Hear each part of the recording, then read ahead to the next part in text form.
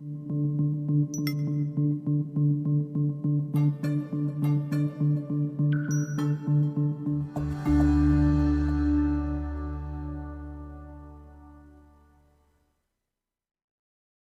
Whitley is the fractional CFO at C-Suite Support. With a real passion for helping companies set up and implement financial transformations, Paul gives you the tips to improve processes and drive up bottom-line profits, helping your business grow exponentially. Simply put, his goal is to help you achieve your goals. This is CEO Talk with Paul Whitley.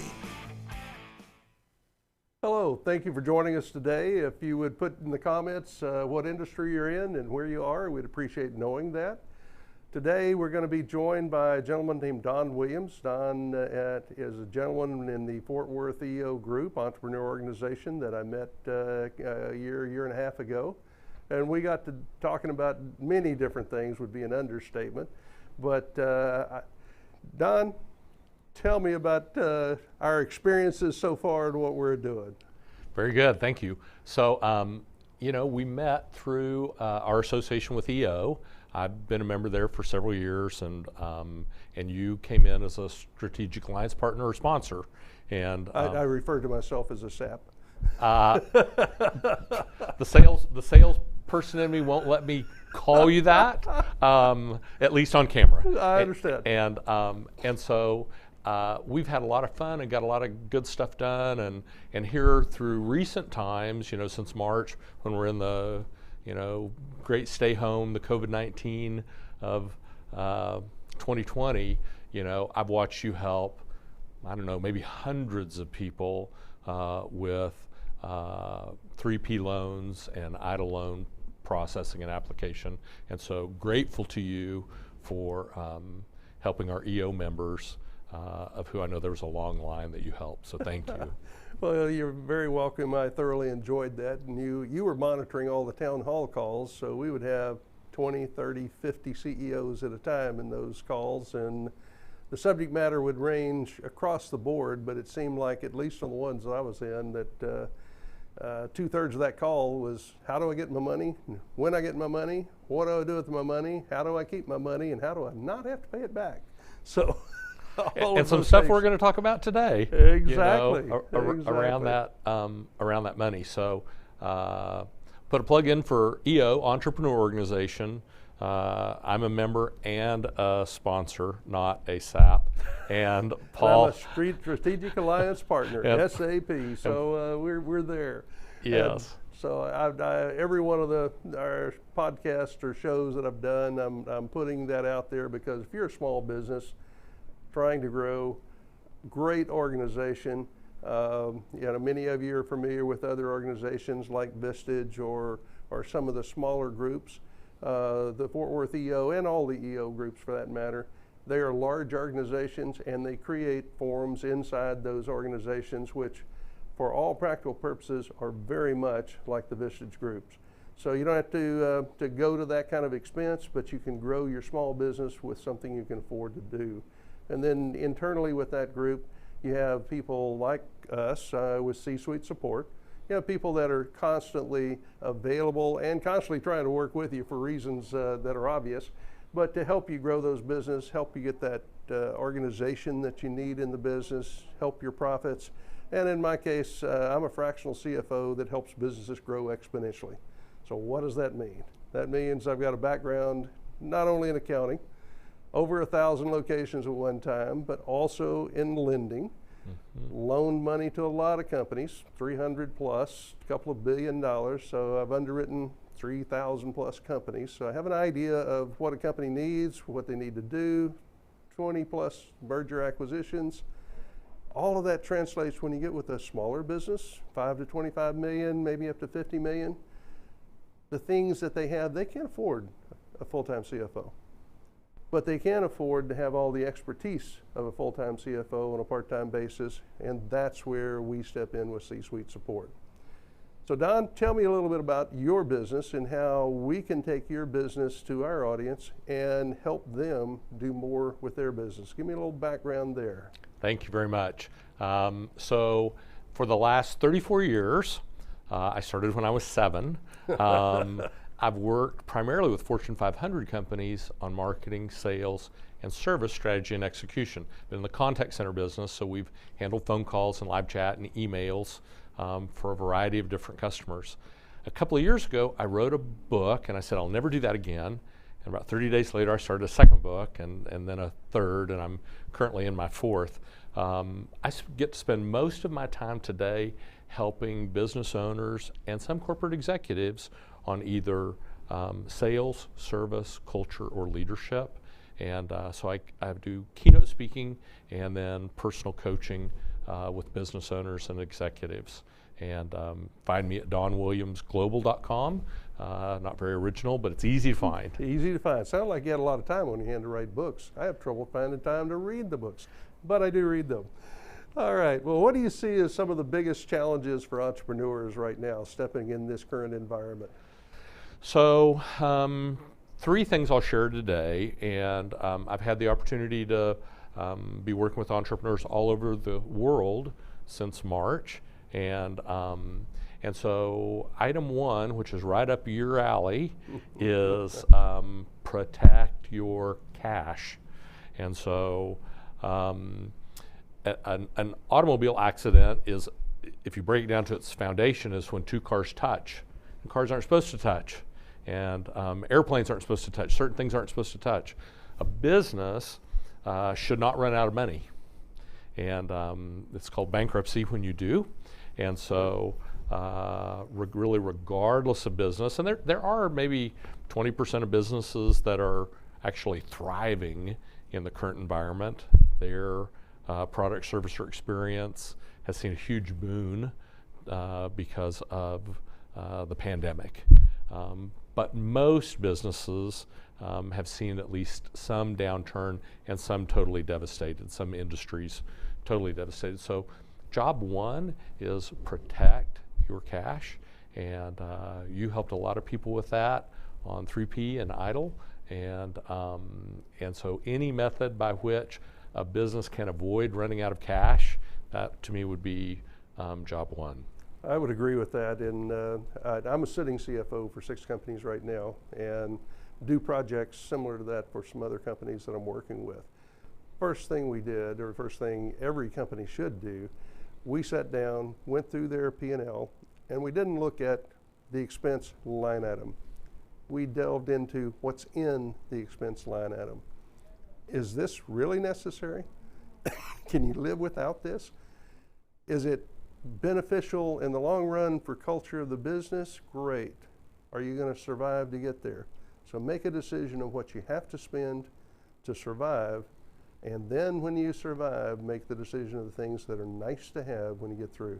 So we've cut budgets on, the key word today is pivot.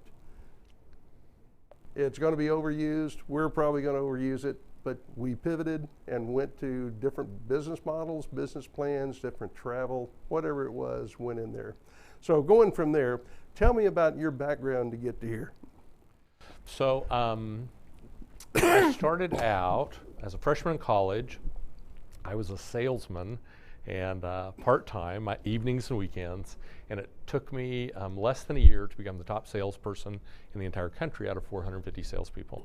And they promoted me to sales manager, which is not always a great strategy to take your top salesperson and promote them to management. In my case, it worked out. I went from being top salesperson to top sales manager, and then decided to become a competitor to my employer, and started my own company, but in a different geography where I wasn't, actually stepping on his toes.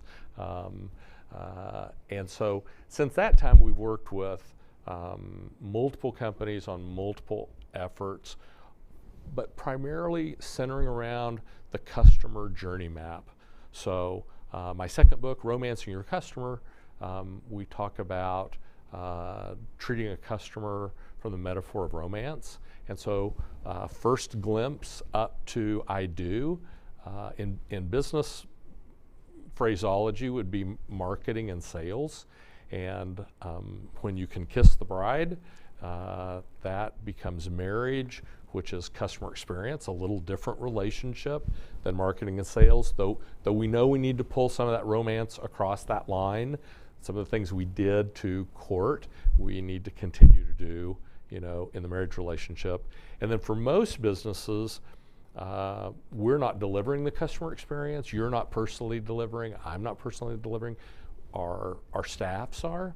And so we need to be certain that our culture, that we're investing into our people and we're romancing our staffs like we would our customers, so that they will in turn deliver the correct experience to the customer.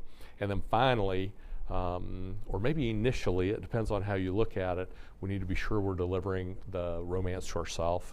Self-leadership is always the eternal struggle. The hardest person to lead is ourselves. But if we're empty, we cannot fill others. And the very essence of leadership is filling others. Absolutely. Well, I found when I went out of the accounting world into the lending world, which is a business development position, that I loved it. I loved working with CEOs, with owners of the company, and it was much more fun than in the back room counting the beans. Yeah. So through that process, I got to be pretty good in sales, but I learned how to do what's now called CRM systems. I built in '96 in DBase, for those people that know what DBase is, a automated processes system that allowed me to market in 1996 with the same tools that Pardot and Salesforce today do. And in fact, what we built in '96 was sold to 2 different companies, ultimately became Sugar CRM, which is the foundation of Salesforce at this point. So learned how to sell. I also learned that if you don't have sales, you don't have anything to manage, you don't have anything to count. So therein lies my CFO that helps companies grow exponentially. I got involved in sales and help in some way or another. All of my clients right now, I'm involved in their sales revenue so that I have more beans to count. I love doing that, very much involved. How do you see working with companies now to get them to spend money in a time when we're telling them save all the cash? Why do they want to spend money right now, and why would they want to spend it with you? Good point. And so to me, everything in a business is either centered on bringing dollars in the door or keeping dollars from leaving the door. And if it doesn't fit under one of those 2 pillars, it's probably a hobby or something extemporaneous we should dump. So point 1 is protect your cash, and point 2 is don't stop marketing. Let's go get more cash. And so a lot of companies have pivoted, and some into variations of their business, some into new businesses, some looking for opportunities that have arisen in the current environment, in their current business. But we really never should stop marketing. It's a little bit like predicting the death of your business. I don't know what day your business dies. I just know that someday your business dies. We have to continually have a live stream of new prospects, new leads, new opportunities, and today it's pretty simple. Everybody has the opportunity to be their own multimedia channel, have their own show,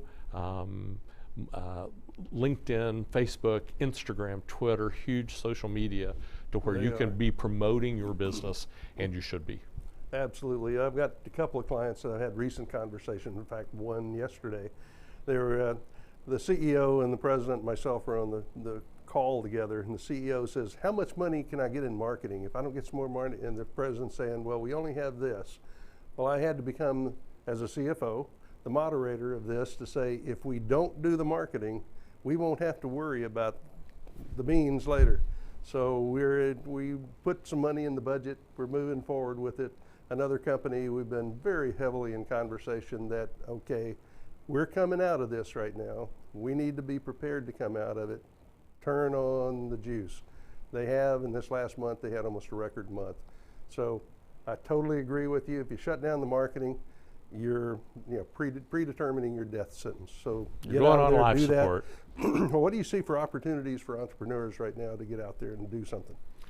So I would encourage, entrepreneurs to keep their mind open, keep their eyes open.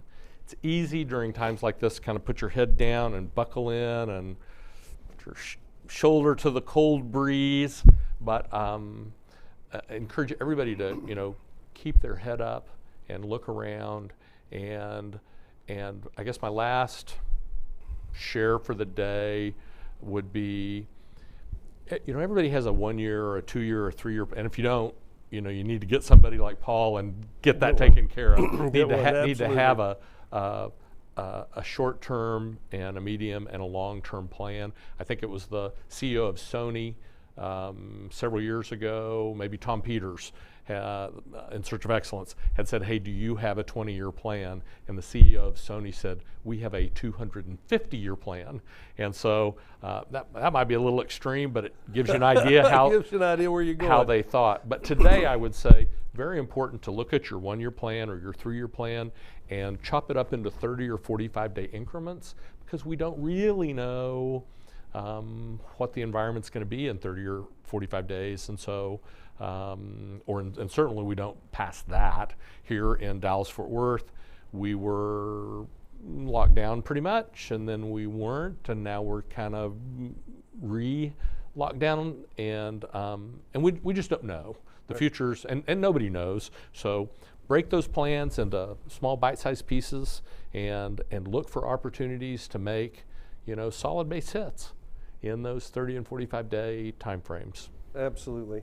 Well, one of the things that you and I recently did some collaboration on, and really you did it, and I just stood up and worked with it, and that was to start doing podcast presentations for all of the EO members, or all of them that chose to do that. Well, that was kind of like, oh my, that's okay. This is something we can do. Well, I put that out there, and I had 3,700 hits in 2 days. Yeah. On LinkedIn. And I went, I've heard it. People have told me.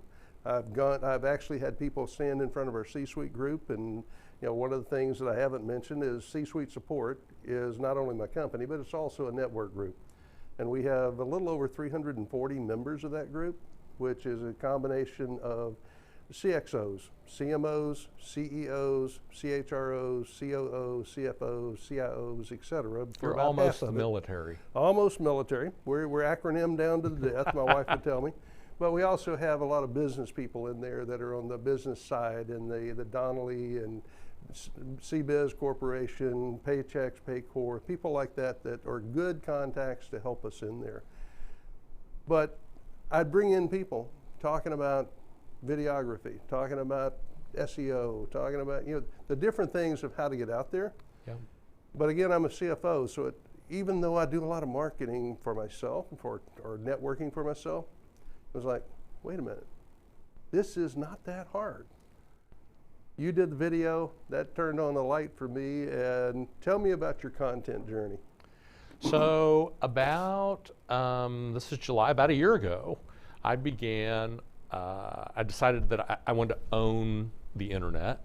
I wanted to own social media, and facetiously, of course. But at that time, I'd only been on Facebook maybe 6 months. I had about 1,000 connections, maybe 1,400 on LinkedIn. But I began a strategy where I would begin regularly posting 2-3 days a week, typically with video, though not always. And I looked the other day, and I think I'm at somewhere from between 1,000 and 1,400 to 15,000 plus in 12 months. And a lot of social media, I think there's some insanity around vanity. It's like, yes. Are you making any money here? And so many are not. But if you do it the right way, the two big benefits are, number one, you will have lead flow. Okay, that's almost manna from heaven.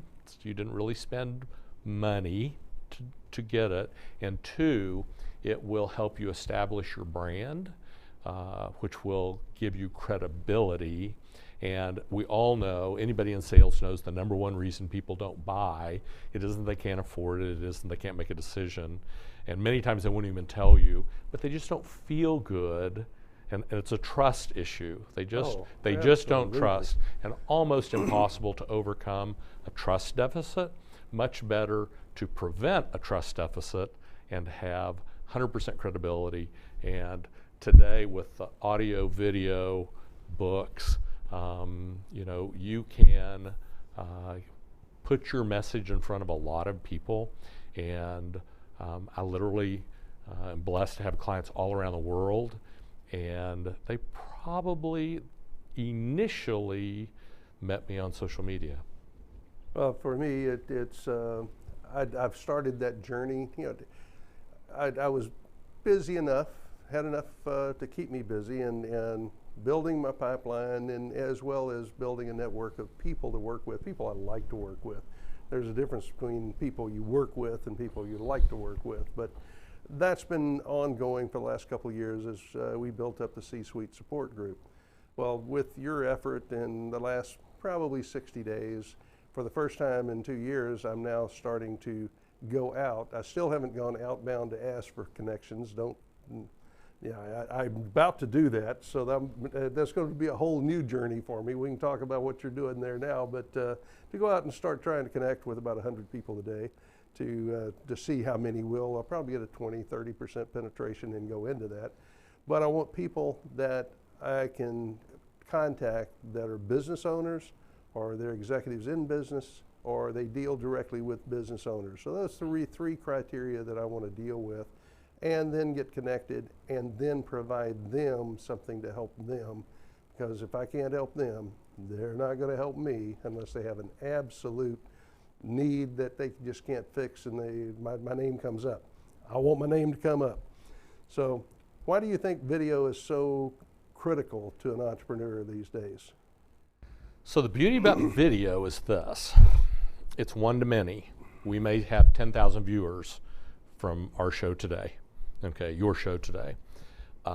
It's almost eternal in that I think you're going to ask me to share a story I shared the first time on video in Cancun about 5 years ago. And I probably have a person a month reach out to me and say they saw that video somewhere. It's not on my website, it's not on my YouTube. I shot it for someone else, and so, but it's maybe not eternal, but it's close. Video is close. And then two, when I started doing video a year ago, I literally had my smartphone and a selfie stick, and that was it. Now, I have all kinds of toys today, and 2 studios, and then there are studios like this beautiful facility we're in today. Well, Jeff put something, this is Jeff Crilly. This is his show, this is his location. We love Jeff Crilly, so yeah, go into that. And so there's all kinds of different methods to deliver video, but one that I think will really resonate with our watchers today is this. You know how when you first meet a prospect and you feel like they're not being totally open with you, and they're withholding a little information, they don't want to give you ammunition for you to sell them, and so they're in that, hey, I'm trying to figure out if I like you and trust you phase, and that's just human. When someone has seen your video once, twice, or 3 times, by the time you talk with them, they're going to think that you are old friends. It's a totally different attitude from a prospect than someone that's a true cold contact. Sure. Well, years ago when I started my marketing effort, part of it, and again, it was automated processes. So I put this thing together to where if I made a contact, or if I didn't cold call, if I put this thing in here, it would automatically run, send you a letter, send you a fax. This is in the good old days where email was big.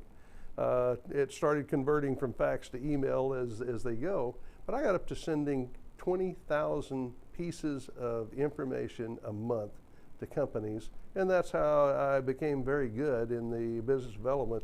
The last company I was with that I had other people, there were 68 business development people in that company. They were about a $7 billion company. The last year I was there, I did 38% of the total volume of that company and 67 did the rest. Yeah. So it was like, okay, need to say I was number one, and I'm a CFO, but Yeah. I learned how to reach out and brand myself, go out, touch them, follow up, touch them, and that's the secret of getting them to a warm contact. Mm-hmm. They think they know you. Mm-hmm. Now, bringing that to today's situation, the video cuts out about 15 of those touch efforts, or at least 4 or 5. Yeah. So the video gives, when you get off the video, they have an impression. Hopefully it's a good one, but they have an impression.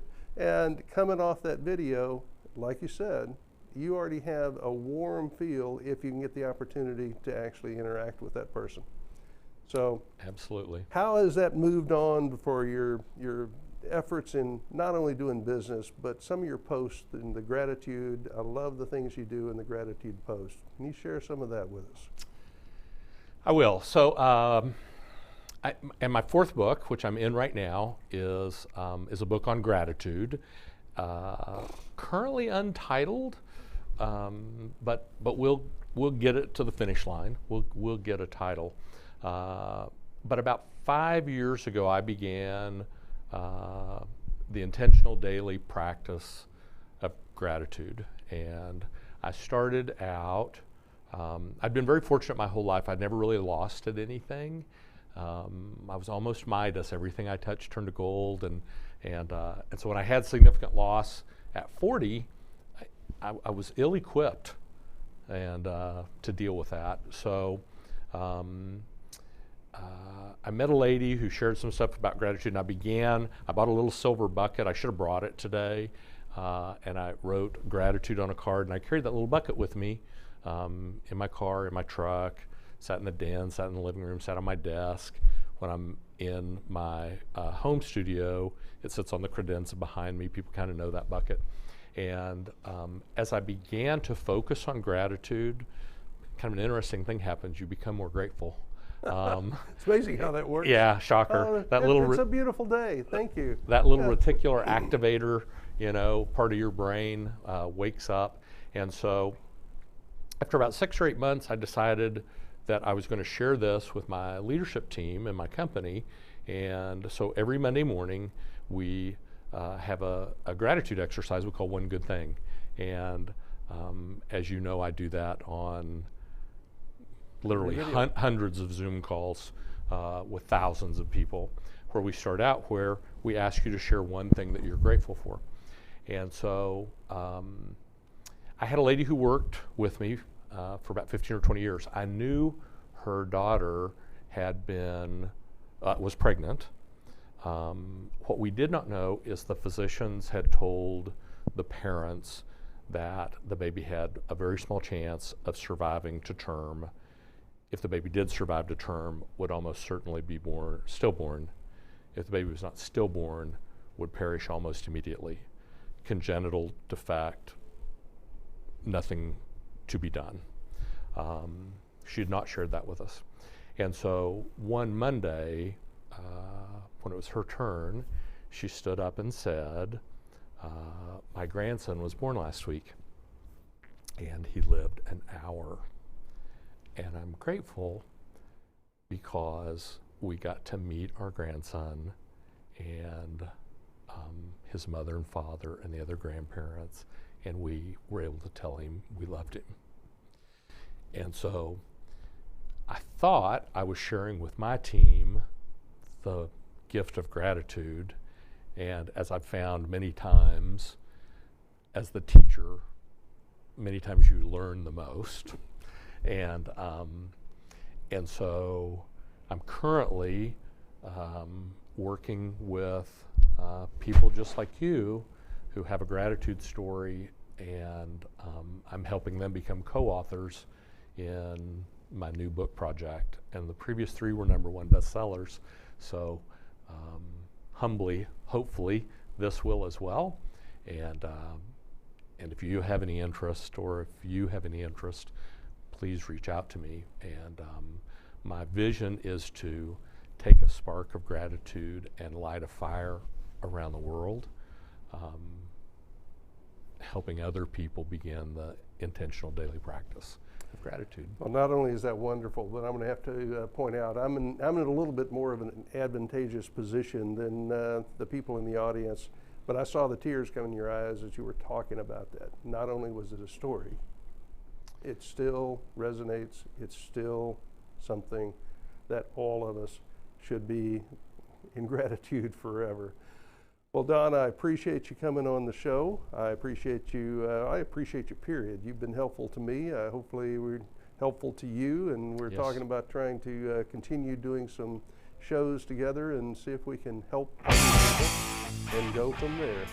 So next week, we're going to have Rob Bliss. Rob is the sales guy. He works with companies, saving them money, saving them situations to where they can build their call centers, they can build their situations. Great guy to work with. He's also a great networker. So if you don't know Rob Bliss, look him up before next week. This is Paul Whitley. And if you want something bad enough, you give enough people what they need, you'll get it. Have a great day. Take care. Bye-bye.